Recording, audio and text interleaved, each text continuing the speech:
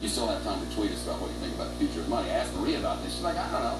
But can you imagine you walk into a grocery store, right? You don't have a credit card. There is no checkout counter. You walk around, you pick up the things you want. The grocery store just knows who you are. And when you walk out the door with all that stuff and throw it in a bag, it knows and it charges it to your account. And by the way, if you didn't want something unhealthy, you can't even buy it. Hocus pocus? Stand by 3 minutes. So pretty good news. Now that newspaper article from the Times that I mentioned this morning on the future of money, or really no money as we know it, not anymore. Bank of America closed. Citibank closed. Stop cheering. When you go to the store, you don't pay. There is no cashier. You just walk out because the store knows you somehow. Either by facial recognition or something you wear on your belt or whatever. And money is not dollars or British pounds sterling or whatever. It's just digits. It's like ones and zeros. Let's bring in Heather Shlegel. She is a futurist who's helped develop internet products on Silicon Valley and has more than 50 product launches to her name. I read the article in the Times this morning and I was like, no more banks, no more money to carry around. This real? Hi, Shepard. Thanks. Yeah, it could be real. It's the kind of vision of the direction that we're going right now. Is money real today? I might ask the question to you. Very good question. Because so many of them.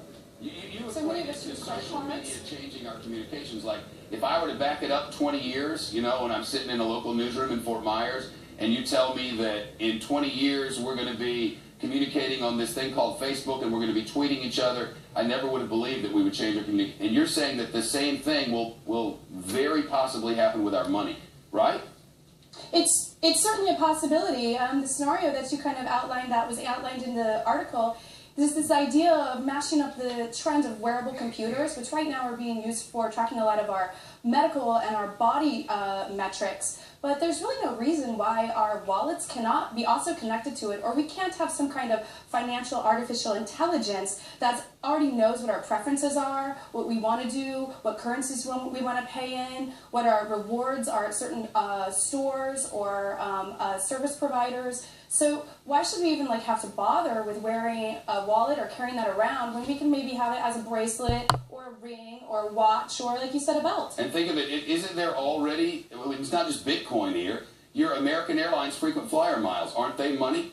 You can use them to buy things, you can exchange them for plane trips or hotel rooms, or you can exchange them for cash. We already have this.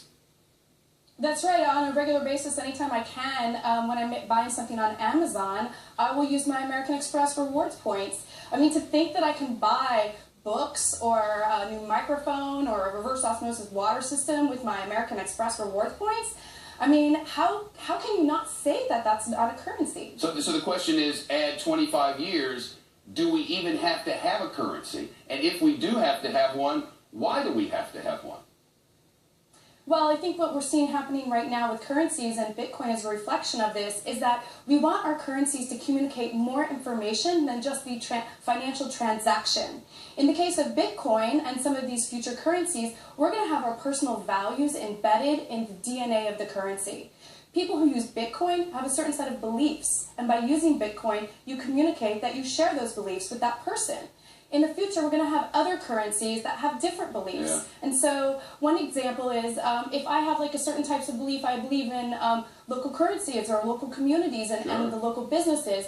Maybe there's a local community currencies, which those exist today. Yeah. And I'm going to a local business and I'm going to say, hey, I want to pay for this in the community currency because by paying for this, I show that I'm part of this currency. Whereas if I'm traveling in Europe and I don't have that local currency, I can't say that I'm part of that community and communicate that. Yeah, all right, Ms. Schlegel. So I think in the future...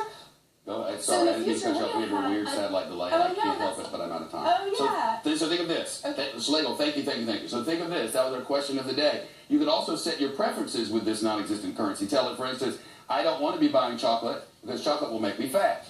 Rob, you have them, right? Who has them?